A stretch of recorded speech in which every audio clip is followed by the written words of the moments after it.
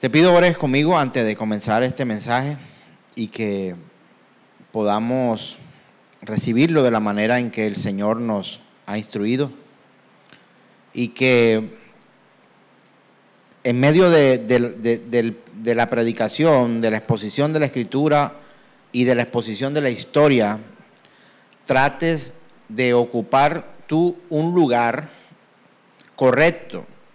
Quiero decir esto, cuando Dios habló a Abraham para que tomara a su hijo y lo llevara a sacrificar, se lo dijo a Abraham, no te lo dijo a ti. Pero nosotros aprendemos de eso. Cuando el Señor dice, id y predicad, se lo estaba diciendo a sus discípulos.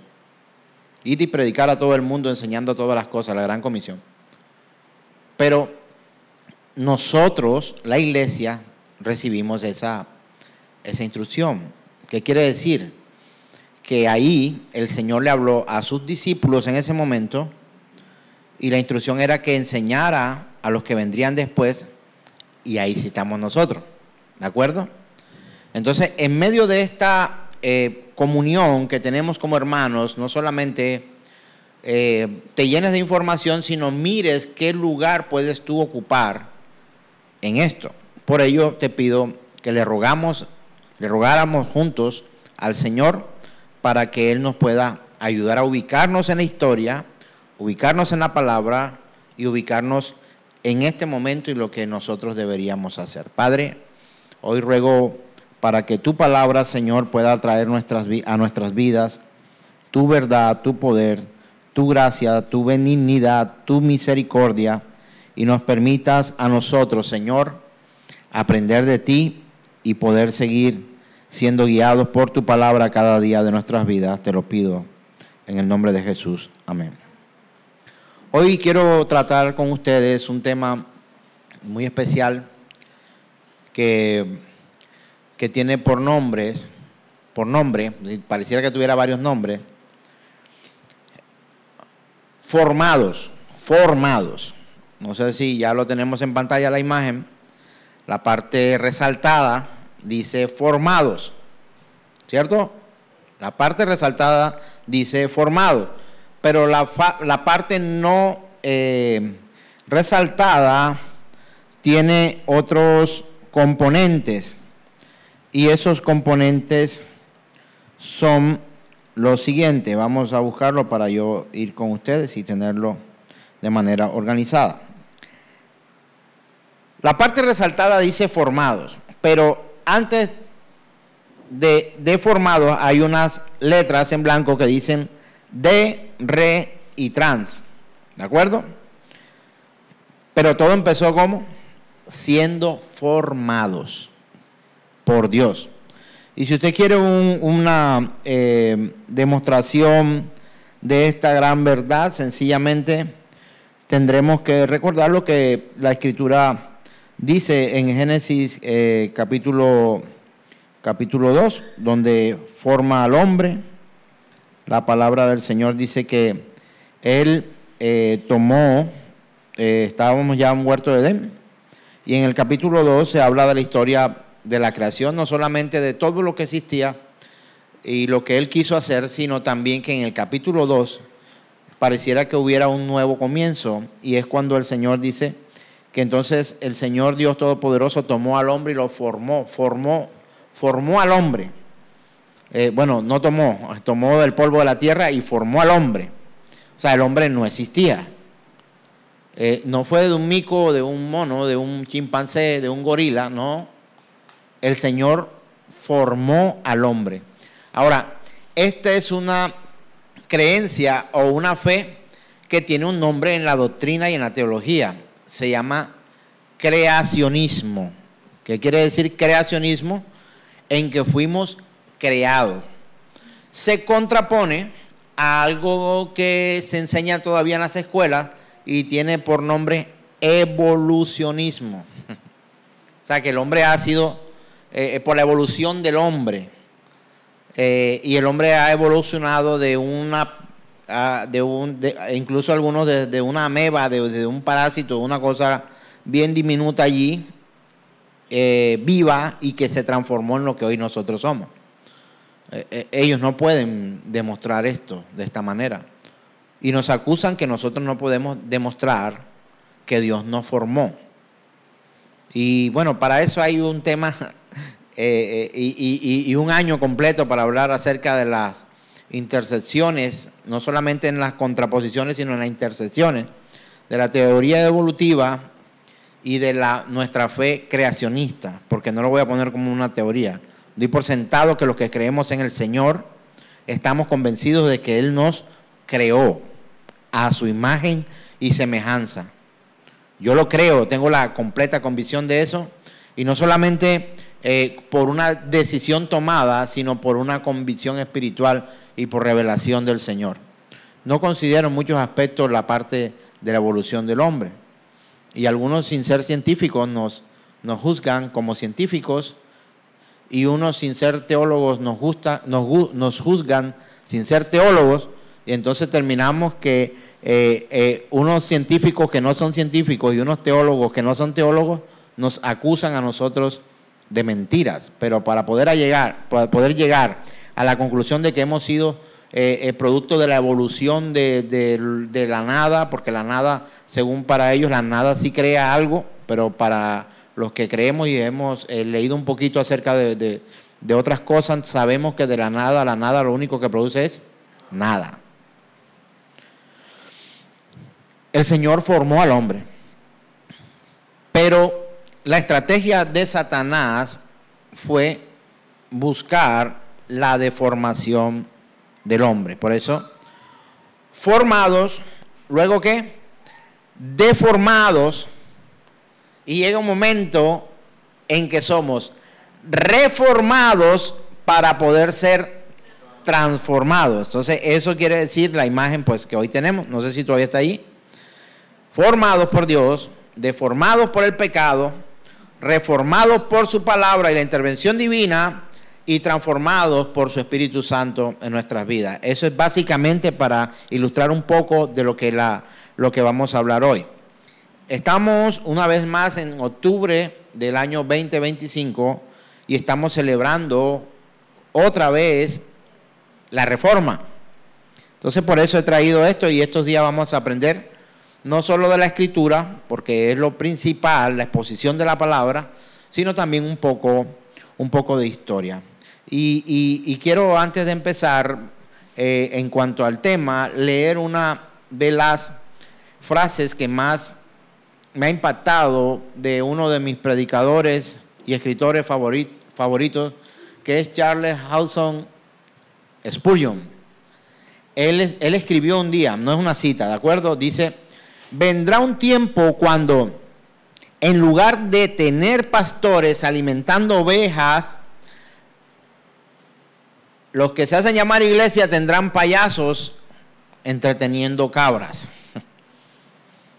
Entonces, eso sencillamente usted podría solo dar una mirada por algunos lugares donde los que predican parecen más cualquier otra cosa menos predicadores de la palabra. Unos parecen recreacionistas, otros parecen motivadores, otros parecen coas, otros parecen psicólogos, otros parecen consejeros espirituales, pero hay un remanente, por supuesto, no diremos que son muy pocos, porque no lo sabemos con exactitud, no tenemos una estadística exacta para poder decir qué tanto, pero sabemos que son más los que engañan que los que dicen la verdad.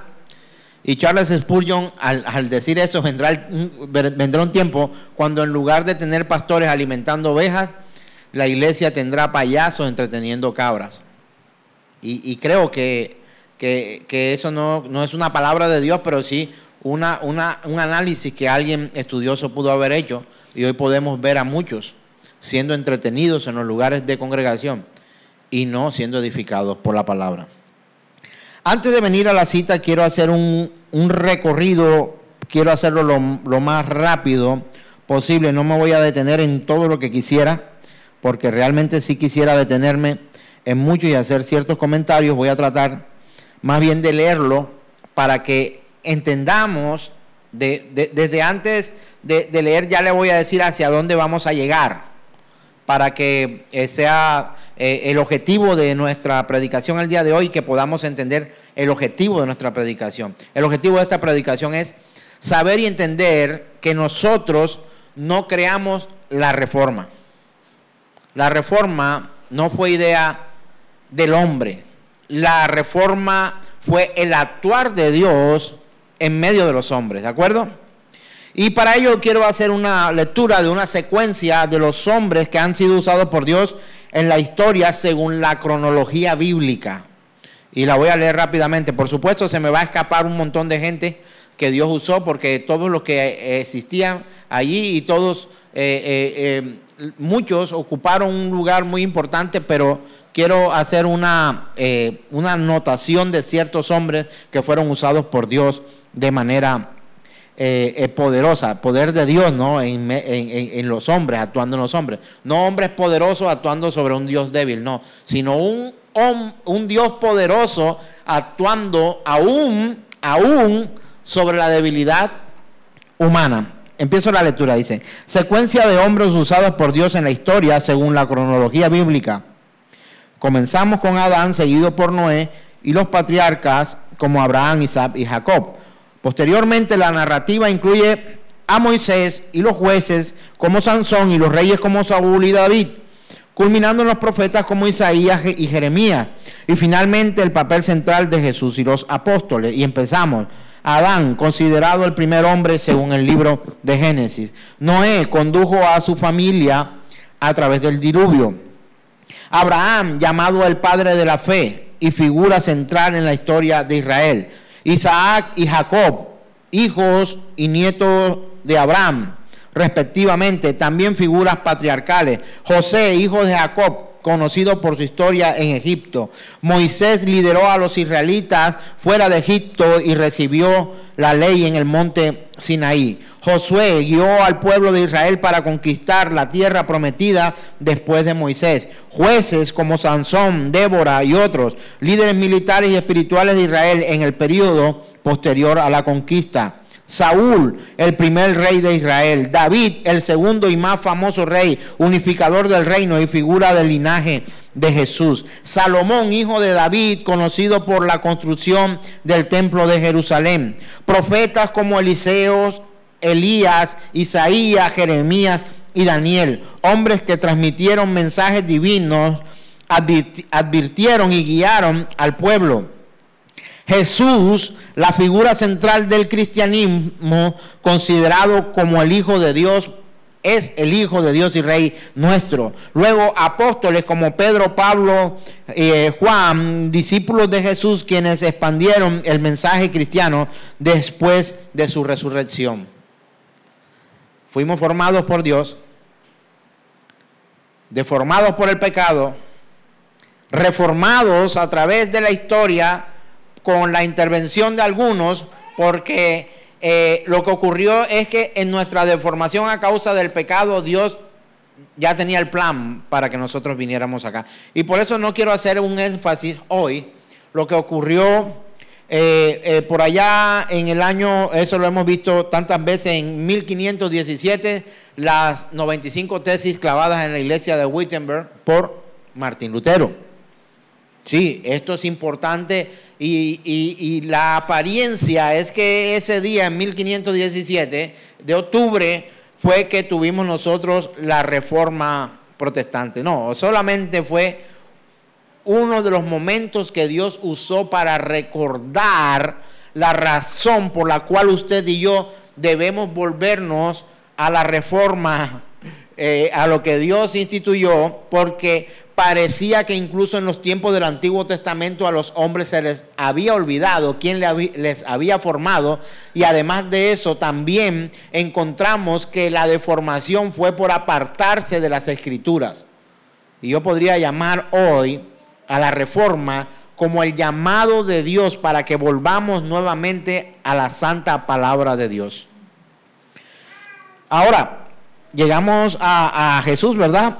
Y ahora podemos ver también en la línea del tiempo hombres que no aparecen sus nombres, incluso algunos de los que tomaré en el transcurso de estos días en que predicaremos acerca de esto, sí aparecen en la Biblia, pero ahora vamos a hablar no de los contemporáneos exactamente para esta época, sino a los que pertenecieron a la primera revolución reformada que hubo. Y quiero ahora mencionar a estos, en la línea del tiempo, los pre-reformadores. ¿Qué quiere decir pre-reformador? Que estuvo antes de lo que se llamó la Reforma. O sea, antes de 1517, antes de Martín Lutero.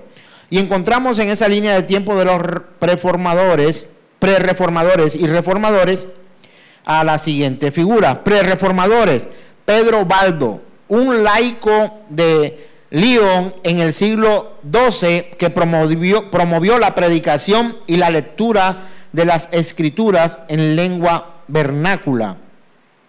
John Wycliffe, un clérigo reformador inglés del siglo XIV, conocido como Lucero de la Reforma, que tradujo por primera vez la Biblia al inglés. Jan Hus, un teólogo reformador checo del siglo XV que criticó la corrupción de la iglesia y abogó por la reforma en Bohemia.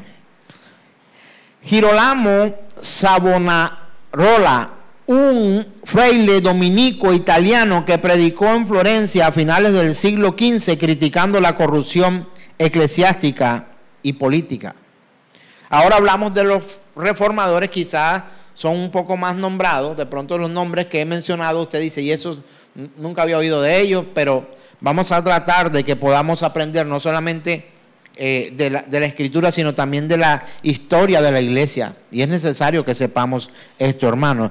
Reformadores, nos acordamos, cuando hablamos de reformadores, el primero que vamos a recordar es a Martín Lutero, que nació en 1483, murió en 1546, era un monje agustino alemán que inició formalmente la Reforma al publicar las 95 tesis en 1517 en una puerta de la iglesia en Wittenberg y abogando por la justificación por la fe sola. De ahí empezamos ya a hablar acerca de las 5 solas. ¿Usted recuerda cuáles son esas 5 solas? Solo fe, solo gracia, solo Cristo, sola Escritura y solo a Dios sea la gloria por los siglos de los siglos. Las 5 solas.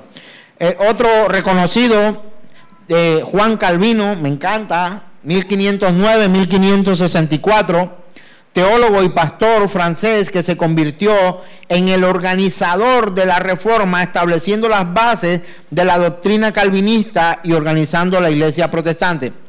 Quiero decir y recordar que estoy leyendo textualmente de lo que se dice de este hombre, pero quiero una vez hacer el énfasis en que la Reforma no la instituyó Martín Lutero ni Juan Calvino, sino que ellos fueron usados por Dios, pero por supuesto que Dios se hizo de hombres para que ellos pudieran transmitir luego el mensaje a nosotros. Y otros reformadores claves como Ulrico Zwinglio, líder de la Reforma en Suiza; John Knox, tremendo hombre usado por Dios, fundador del presbiterianismo en Escocia; Tomás Cranmer, arzobispo de Canterbury, que jugó un papel clave en la Reforma inglesa. Estamos hablando de algunos allí.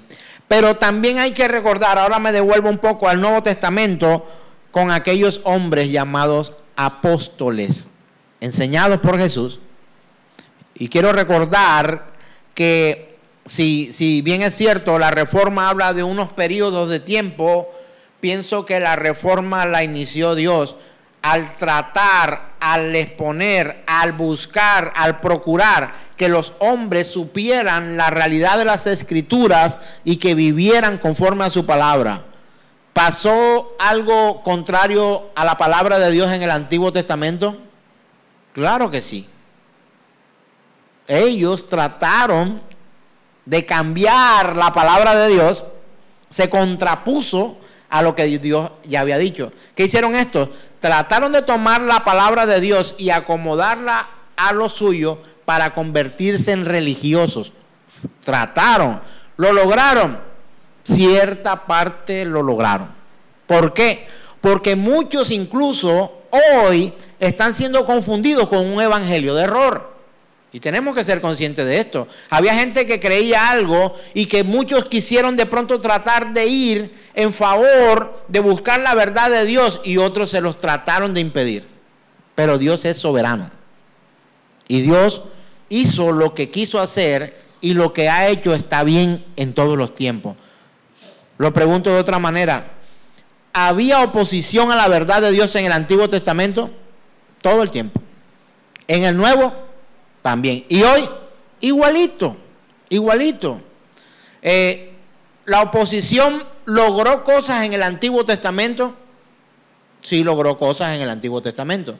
Pero que la prevalencia de la soberanía de Dios se impone sobre muchos. Y quiero de pronto aterrizar un poco acá para que no se vayan a malinterpretar mis palabras.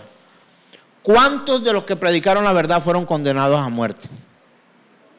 Muchos. Entonces, ¿lograron asesinarlos a los predicadores de la verdad? Sí. ¿Cuántos profetas muertos? ¿Cuántos predicadores muertos?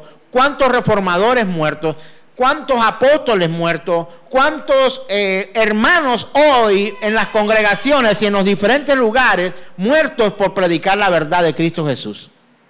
Entonces, ¿contraposición en la antigüedad? Sí. ¿Contraposición en la actualidad? También. Y contraposición en el futuro, hermanos.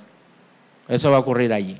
Entonces, entendamos que la maldad del hombre lo que ha buscado es siempre torcer el propósito de Dios.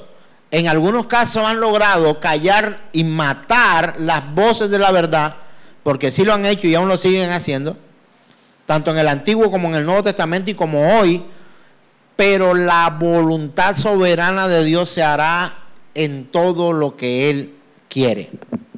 Entonces podríamos recordar también a los apóstoles, ¿verdad? Recordemos a los apóstoles de Jesús: Simón, Pedro, Andrés, Santiago, hijo de Zebedeo; Juan, hijo de Zebedeo; Felipe, Bartolomé, también conocido como Natanael; Mateo, Tomás, Santiago, hijo de Alfeo; Judas, Tadeo; Simón el celote o cananita; y Judas Iscariotes, que fue sustituido ¿por quién?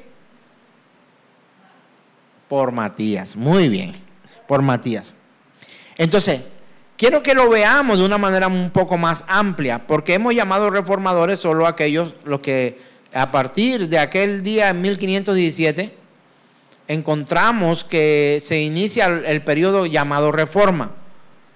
Pero así como Martín Lutero, John Huss, como John Knox, como todas estas personas que algunos considerados pre-reformadores, otros reformadores, Juan Calvino, en aquel tiempo aquellos hombres también buscaron que los hombres volvieran nuevamente a la palabra de Dios. ¿Sabe por qué? Porque empezaron a deformar la palabra que Dios había dicho para autoabastecerse de todo lo que ellos querían. Eso ha ocurrido. Eso ocurrió en la historia y ocurre todavía hoy en este tiempo. Entonces, ahora vamos a la Escritura para dar un poco de forma a lo que nosotros tenemos que tener en cuenta. Es que no somos reformados o no estudiamos la doctrina reformada o la teología reformada sencillamente porque queremos pertenecer a una denominación. No.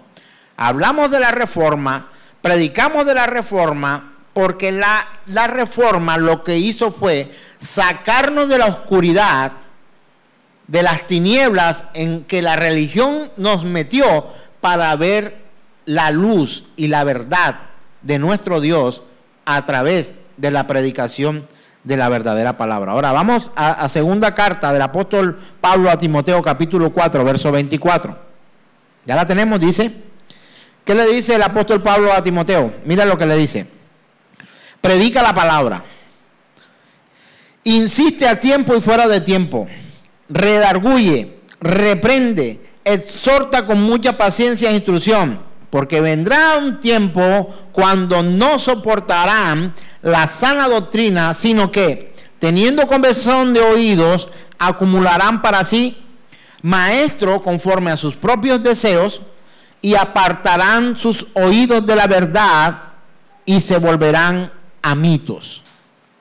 Hermanos, esto no solamente ocurrió en los tiempos de John Huss, de Spurgeon, de Martín Lutero, de los apóstoles. Toda la historia está llena de esto. Todos los hombres pecadores, ávaros, perdidos, han tratado que todo el tiempo la verdad de Dios sea descalificada. Hermanos, desde la creación del hombre, en las escuelas nosotros vemos ya esto. Y no son lugares de culto ni nada de eso. Es la escuela donde llevas a tu hijo de 4, 5, 6, 7, 10 años. Es donde se deforma la fe. Es donde se deforma la verdad de Dios. Es donde se le da espacio a lo que hoy quieren llamar subjetivo. No, Dios es objetivo. Dios es no solamente objetivo, sino también radical, claro, conciso en lo que dice. Y hoy encontramos a muchos tratando de darle interpretación emocional a lo que Dios habló literalmente para que vengamos todos al arrepentimiento. No es que tú arrepiéntete en tu mente, en tu corazón. Sí, es necesario que nuestra mente y nuestro corazón nos arrepintamos. Pero ¿qué dice la Biblia? Dignos frutos de arrepentimiento. Que cuando alguien se arrepiente tiene que tener frutos. O sea, ¿y qué son frutos?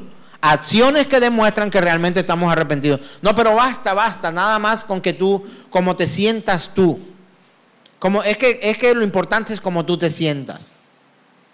No es que yo voy a perdonar a mi manera y yo voy a buscar a Dios a mi manera. Tal cosa no está dentro del orden de Dios, hermanos. No. Ahora, he leído un artículo de Israel Serrano, no lo conozco y me llamó la atención. Y él escribió una pregunta que me llamó mucho la atención. ¿Qué ocurre cuando el evangelio deja de ser buena noticia y se convierte en un espectáculo?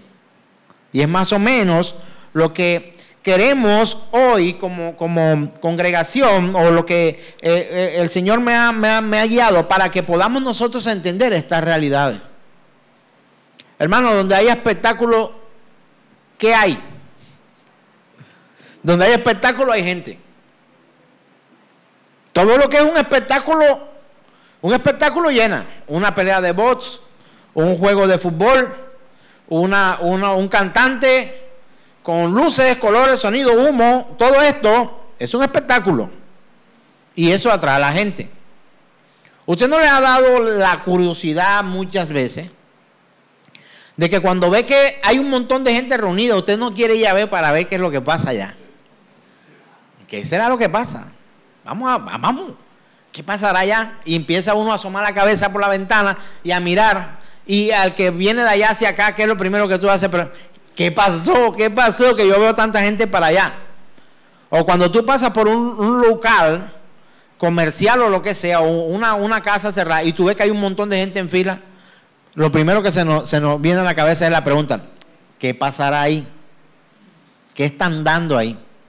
Y más cuando ves que la gente entra y sale riendo, tú dices, ¿será que yo también voy y hago la fila allá? Hermano, todo lo que es espectáculo llama gente. Pero pregunta técnica, responda en sus corazones: ¿es el evangelio un espectáculo? Y hoy muchos han hecho del evangelio un espectáculo. Y ese espectáculo llama gente. Y ahora mi esposa al principio, orando por las personas que han estado enfermas, mencionó una verdad. Decía que la diferencia entre nosotros y muchos otros es que aquí no hacemos una bulla y de alguna forma nos convencemos de que a través de nosotros es que los milagros se obran. Hermano, Moisés no abrió el mar rojo. Ay, te escucho a veces diciendo, no, ¿quién fue? Y si le hubiera preguntado, ¿quién fue el que abrió el mar rojo? Usted hubiera dicho, Moisés. Él no abrió el mar rojo.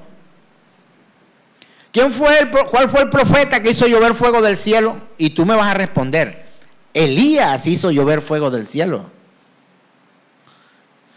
¿Cuál fue el profeta que detuvo la lluvia? Elías, ¿quién más? No, hermano. En esta tierra no cae una gota de lluvia si no es por la voluntad de nuestro Dios Todopoderoso. Así que dejemos de pensar que el poder está en los hombres. El poder está y siempre ha estado en Dios. Vincúleme la palabra poder con un atributo de Dios.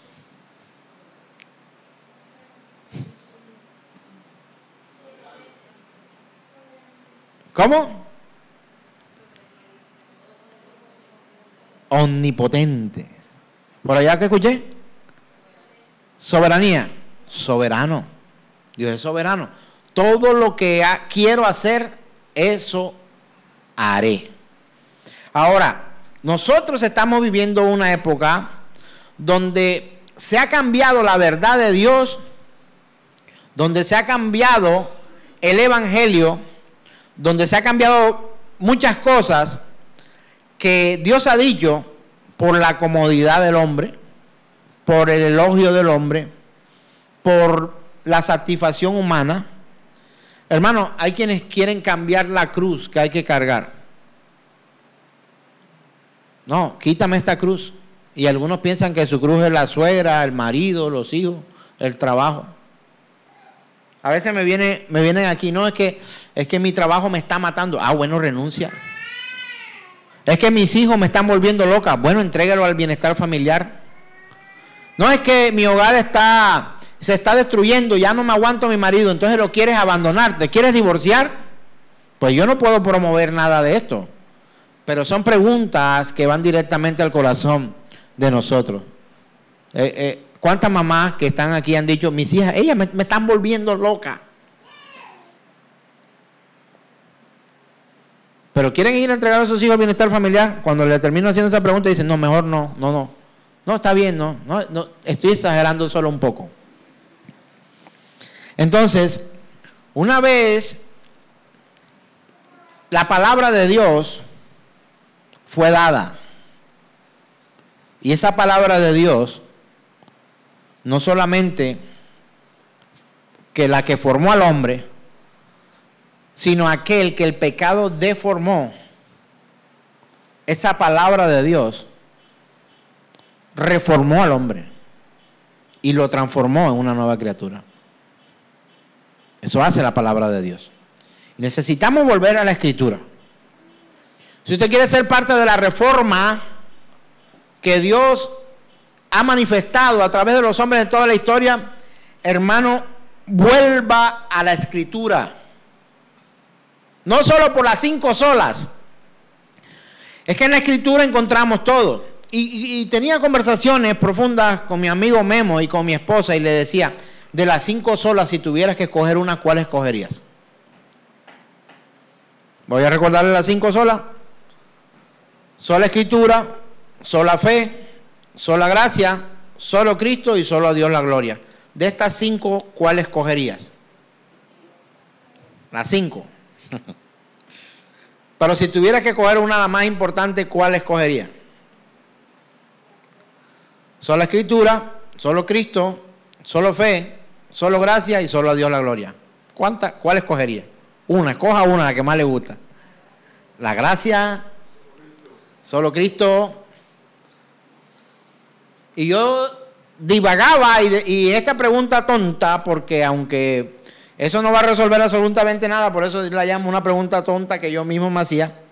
Yo decía, es que sola Escritura. Que sola Escritura, o sea, quien cree en mí, como dice la Escritura, de su interior correrán ríos de agua viva. Pero esa misma palabra me recordó que la Escritura es Cristo. Y que a través no me van a matar mis hermanos reformados, pero sin Cristo no hay nada. Sin Cristo no hay Escritura, sin Cristo no hay gracia, sin Cristo no hay fe y sin Cristo no hay gloria. Y yo cambié hace poco mi concepción o mi convicción en cuanto a que, no, es que solo la escritura, es que la escritura, eso no. Pero puedes saberte la Biblia, pero sin Cristo no hay nada. Te puedes convertir en una persona informada, pero no formada, mucho menos reformada y mucho menos transformada.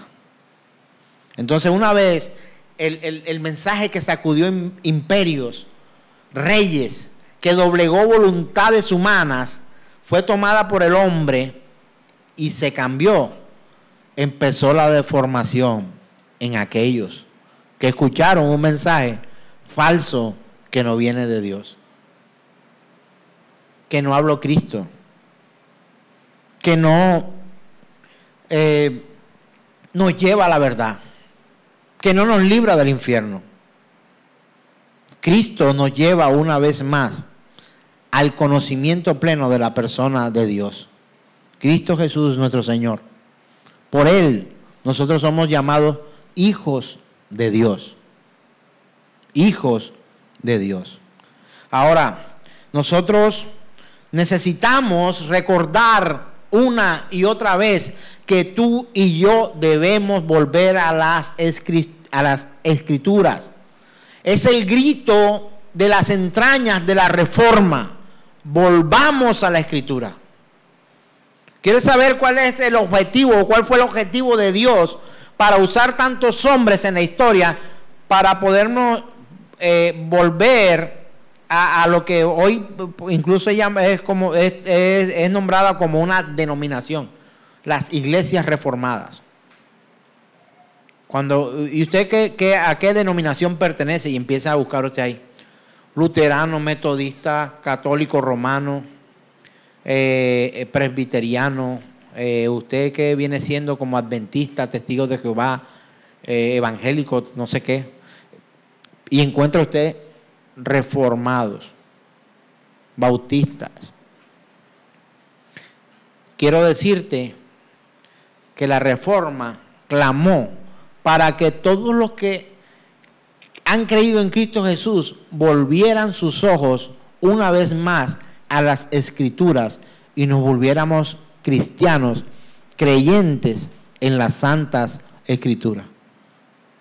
Hermano, es que no va a haber una lista cuando entremos o sea, no va a haber una ¿de qué presbiteriano? Ah, entra. Usted, no, yo era luterano. No, también. Por allá yo era pentecostal. No, que usted no puede entrar. Y usted, carismático, no, los carismáticos no entran. Hermano, el Señor está llamándonos desde todos los tiempos y desde toda la eternidad a que volvamos nuestras miradas, nuestro conocimiento y amor por Dios basado en la palabra de Dios, no en nuestras propias emociones. Alguien que se vuelva de los ídolos. A veces el ídolo de muchos es su denominación. Yo podría llenarme de orgullo y me ufanaba cuando decía: en nuestra congregación reunimos 45,000 personas en el estadio El Campín en la ciudad de Bogotá. ¿Cuántos? 45,000. ¿Cómo va a ser? Sí. Ahí pertenezco yo. Y me sentía hinchado de la emoción porque reuníamos 45,000 personas. Me pregunto, ¿cuántos de esos 45,000 verdaderamente estaban envueltos a la fe que proclama la Escritura? Y muchos de esos eventos en los cuales participé, muchos eran motivados, más que por la palabra, por un espectáculo que se brindaba públicamente. Había un momento de cobro donde la boleta costaba y había otro momento donde abrían las puertas para que todos vinieran al Señor. ¿Y sabe cuál era el momento donde cobraban? Era donde también se predicaba la Escritura. Puedes tú cobrar porque por predicar la palabra. Hermano, no cobre por predicar la Escritura. El Señor se encargará de nosotros los que predicamos, a través de un empleo, a través de su gracia. Él sabrá de dónde traer el alimento para nosotros. Pero algunos hoy son llamados mercaderes de la fe. que venden su mensaje, que venden. ¿Acaso Él nos cobró a nosotros? ¿Acaso el Señor te cobró a ti para perdonarte? Pero ¿sabes una cosa? Hoy muchos predican que para recibir un milagro tú tienes que pagar para recibir un milagro. ¿Cuál es la invitación, hermanos? Volvamos a las Escrituras. Hermano, hoy quiero decirte que no me creas. No me creas a mí. Créele a Dios. No soy yo el lugar donde puedes depositar toda tu fe, porque soy tan pecador como tú. Vuelve tus ojos a Cristo Jesús. Él tiene la verdad. Él tiene el poder. Para Él y a Él sea la gloria por todos los siglos de los siglos. Se alzaron voces para llegar a lo que se denominó reforma. Se alzaron voces de patriarcas. Se alzaron voces de profetas. Se alzaron voces de apóstoles. Se alzaron voces de los mártires. Se alzaron voces de los llamados reformadores. Se alzaron voces de los predicadores de la verdad. Aquel que utiliza el evangelio como fuente de ganancia. Hermano, que no cuente con que va a entrar al reino de los cielos. Porque el verdadero pago, si tú recibes un pago por una labor como esta de predicar la verdad del Señor, cuando tú llegues a la entrada de la gloria eterna, de la vida eterna para disfrutar con Dios, ¿sabes qué vas a encontrar? No, Señor, ya a usted se le pagó por un trabajo hecho. Hermano, o sea, si a ti se te paga antes por una cuestión, pues si tu paga era el dinero por predicar la verdad de Cristo, pues ya tienes tu pago. Si para ti predicar lo hacías por obtener un vehículo, un carro, una casa, dinero, joyas, etcétera, una vida, ya tienes su pago. Ya tienes su pago.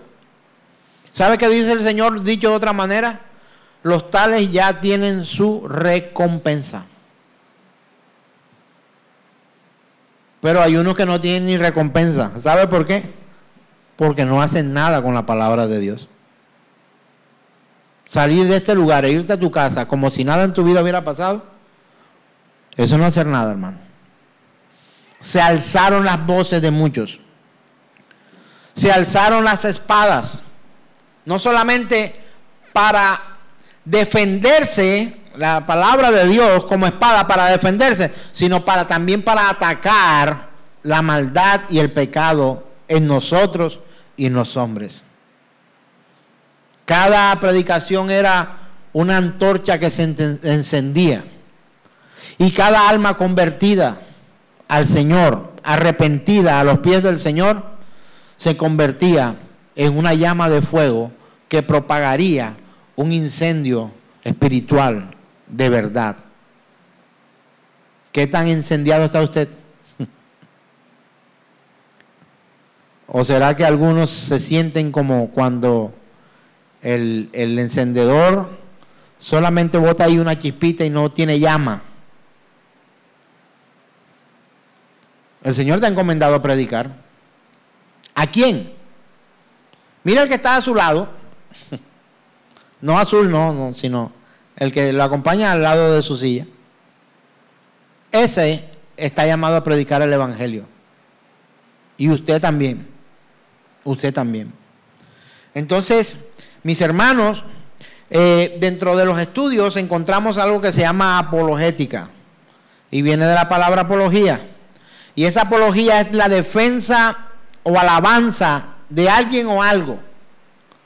Y nosotros hacemos defensa y alabanza de nuestro Señor Jesucristo, su palabra y su palabra.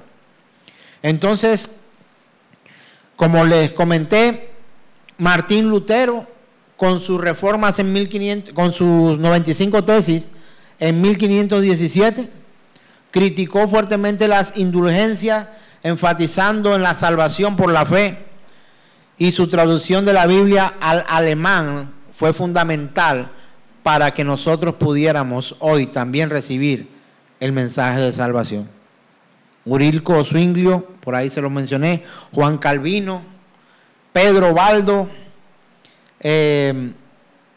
Quiero hablarles, de pronto no lo han escuchado mucho, pero John Wycliffe, él cuestionó la autoridad del papado y tradujo la Biblia al inglés. El primero que tradujo la Biblia al inglés fue John Wycliffe. Pero quiero leerle lo que encontré en la historia acerca de un hombre como este. Escuche lo que voy a leer. Cuando fue condenado a muerte a comienzos del siglo XV, John Wycliffe pudo haber pensado que, por suerte, ya llevaba 20 años muerto. Se lo voy a repetir a ver si usted lo entendió. Cuando este hombre fue condenado a muerte a comienzos del siglo XV, él ya llevaba 20 años muerto. ¿Usted entiende eso? Se lo voy a decir otra vez. Cuando él fue condenado a muerte, llevaba 20 años muerto. ¿Ya lo entendió? ¿No lo entendió? Continúo leyendo. Si hubiera escuchado él la sentencia, nunca le hubiera ocurrido, se le hubiera ocurrido que 20 años después de condenado, lo sacarían de la tumba y quemarían sus restos y lanzarían sus cenizas al río Swift, en el centro de Inglaterra. Y eso fue exactamente lo que le pasó a este teólogo inglés de la época medieval, a quien se le reconoce haber instigado la primera traducción completa de la Biblia del latín al inglés, algo que estaba completamente prohibido por la iglesia. Esa traducción, que hoy se conoce como la Biblia Wycliffe, fue tan solo uno de los muchos cuestionamientos de Wycliffe formuló en contra del modus operandi de la Iglesia Católica, ideas que inspiraron un movimiento de descendencia considerado hereje y sentaron las bases de la Reforma o Revolución Protestante, que surgió más de un siglo después de su muerte. Su argumento fue que la Iglesia, tal y como existía a finales del siglo XIV, no era un fiel reflejo de la Iglesia tal y como se podía rastrear en la Biblia, en los evangelios y en las epístolas y cartas, explicó Anne Hudson, profesora emérita de inglés medieval en la Universidad de Oxford, en un programa de la BBC dedicado a Wycliffe. Este hombre, imagínese usted esa locura.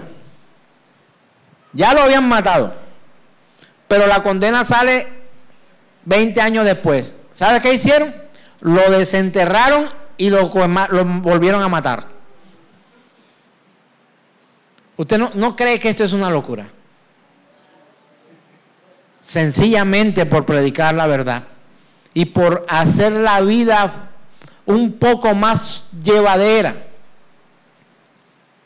para los que habríamos de creer.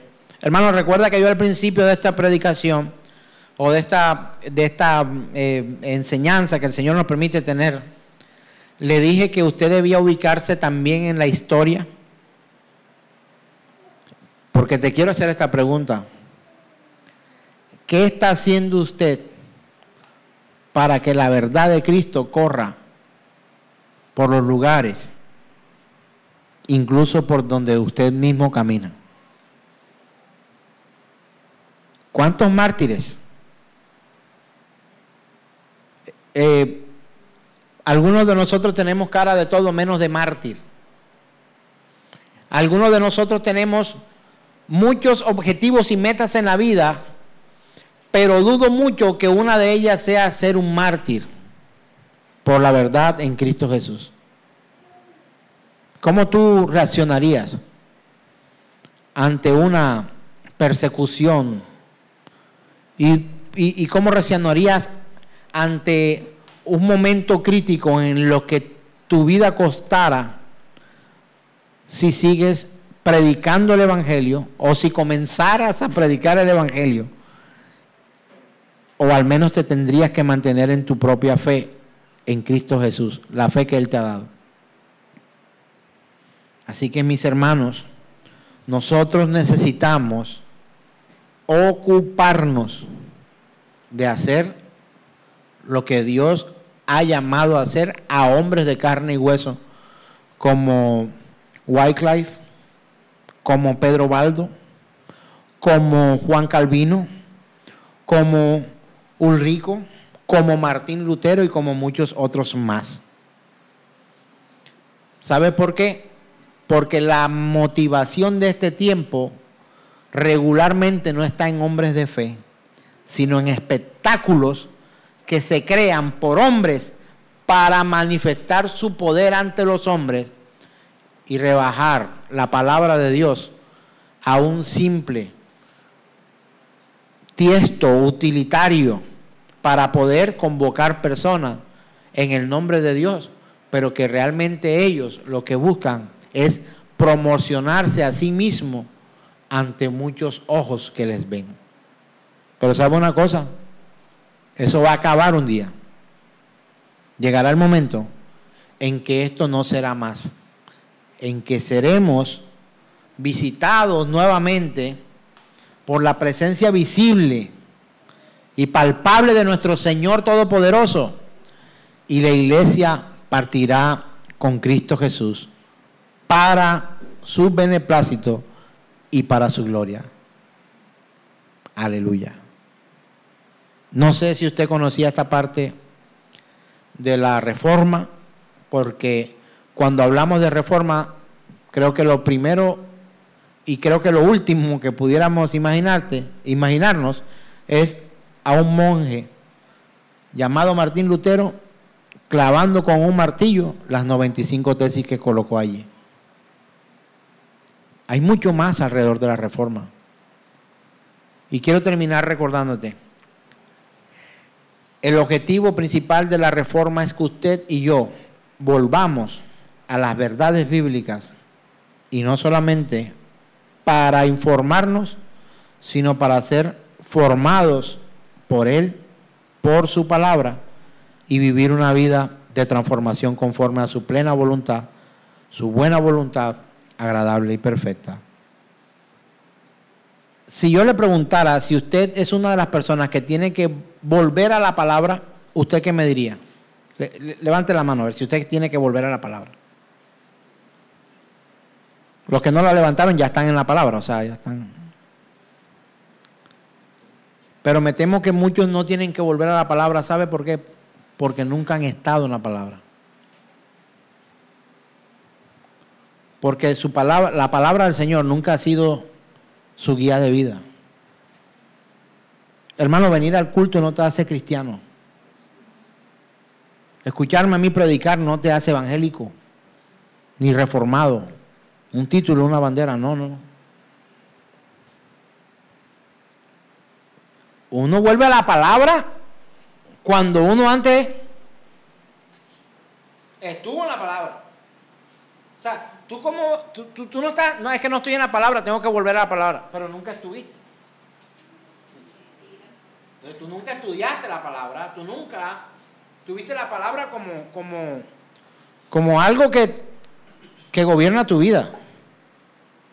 O sea, ¿a cuál palabra vas a volver si tú nunca viviste en la palabra? ¿O crees que la vida religiosa que crees tener es vivir en la palabra?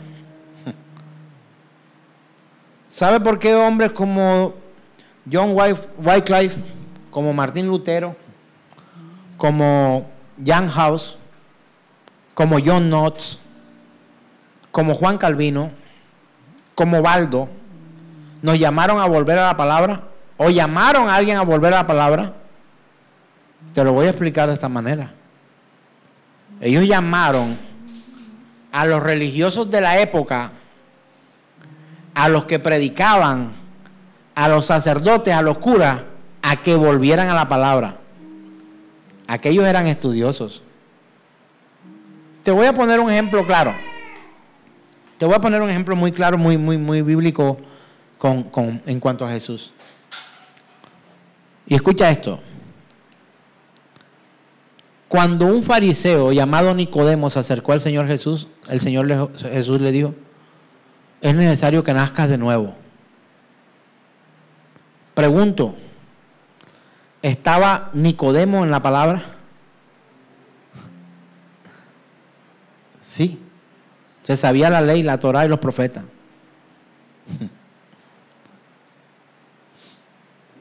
Pero sabiéndosela, realmente nunca estuvo en la palabra. Aquellas palabras de Jesús cuando dice, oíste que fue dicho, oíste que fue dicho, oíste que fue dicho.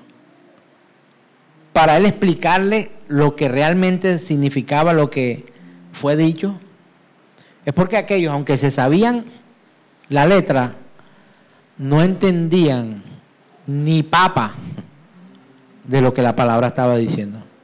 A esos que estudiaron la palabra, ¿quién fue Martín Lutero? Un monje. Ahí, encerrado en un claustro. ¿Contra quién peleó? ¿Contra el pueblo? ¿Contra los que no estudiaban la palabra? Jamás. Levantó su voz contra los, perdónenme la expresión, contra los ignorantes de la palabra. Él levantó su voz contra los que, teniendo la escritura en su poder, hacían todo menos lo que la palabra de Dios decía. Entonces ahora, perdóneme este cuestionamiento e insisto, pero ¿cómo tú me dices que te vas a volver a la palabra si no la estudias? Si no la lees, si nunca estuviste, entonces yo podría decirte, ve a la palabra. Así sea por primera vez en tu bendita vida. Ve a la palabra. Tú que nunca has estado, ve a la palabra. Tú que nunca la has estudiado, ve a la palabra. Y están unos que nunca han ido a la palabra. No tienen cómo volver. O sea, ¿cómo te digo yo? De pronto, no sé, aquí hay unos potentados, no sé. ¿Cuántos han ido a Disney en Estados Unidos? ¿Hay alguien aquí que haya ido a Disney? Diga sí. Alguien que no haya ido a Disney, diga no. Yo no te puedo decir vuelve a Disney si tú nunca has ido. ¿Cómo tú vas a volver a Disney? O sea, tú irías por primera vez. ¿Y sabe qué tengo que decirle, hermano? Ve a la palabra. No puedo decir vuelve a la palabra, porque si nunca has ido a la palabra o has llegado allí así,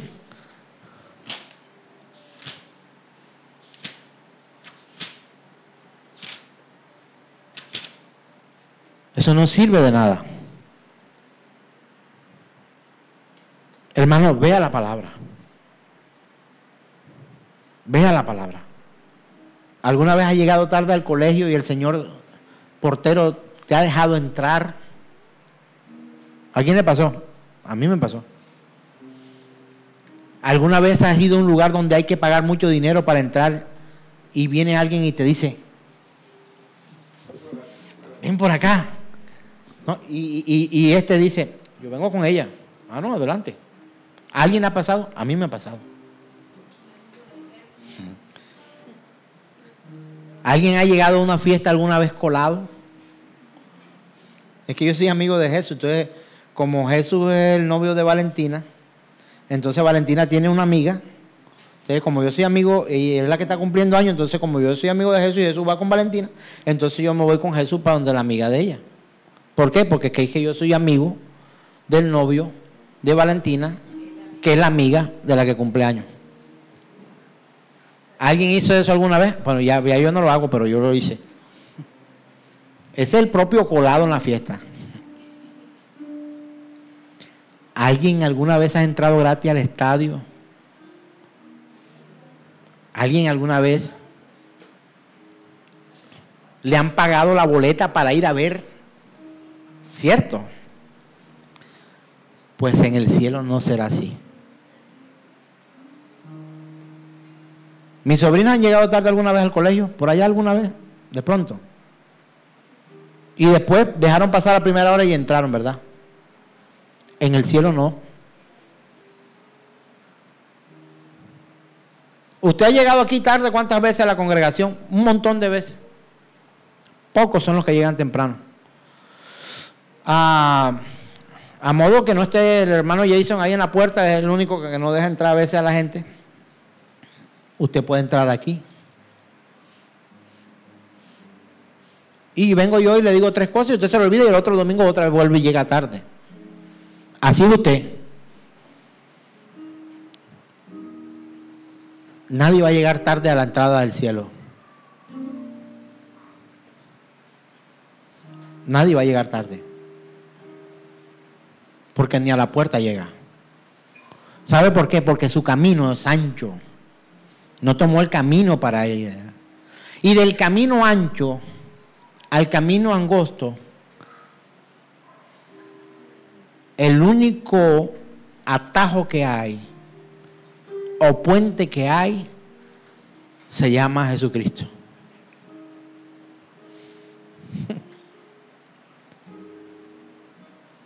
Hermano, tú no te vas a colar en el cielo.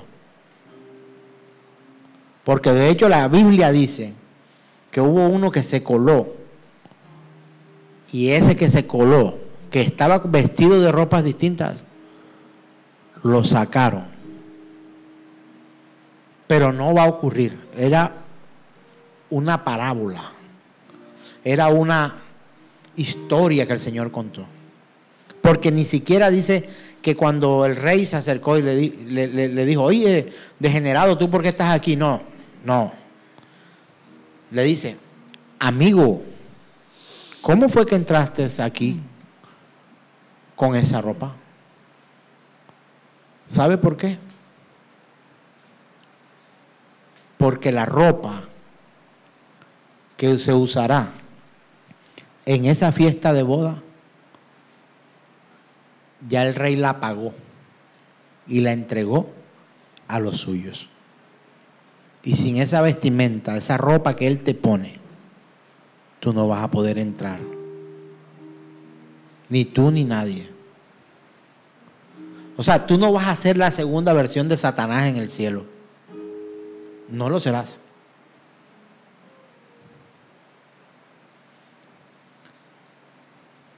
Usted fue alumno y yo también. Y alguna vez dijimos, ojalá se le parta la pierna al profesor de biología para que llegue tarde o se enferme, se le muera la mamá. Yo todas esas cosas las oí. Ojalá se le muera la mamá al profesor de historia o el de matemática que hay examen hoy y que no haya clase. O que haya un derrumbe o que haya un terremoto, una cosa, porque yo no. Hermano, no va a pasar así con la ida al cielo. Tú puedes desearlo. ¿Cómo se llamaba el hermano de Jacob? Esaú, quien lloró amargamente por recobrar su lugar y no lo recobró. Vendió su primogenitura.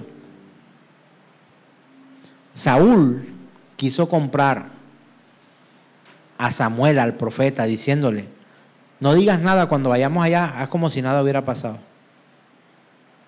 Pero Samuel le respondió, tu reino ha sido entregado a otro mejor que tú. Ya el Señor no estaba con él. Hermano, entonces si yo te digo vuelve a la palabra y tú te callas diciendo, no, sí tengo que volver a la palabra, te estás engañando tú mismo. Porque si nunca has estado, no tienes cómo volver, sino que tienes que ir a la palabra.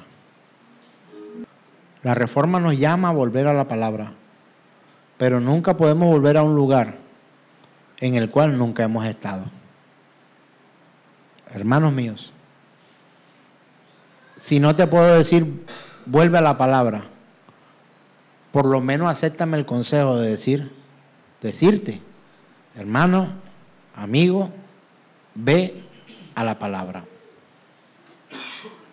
¿Estamos de acuerdo? Ve a la palabra.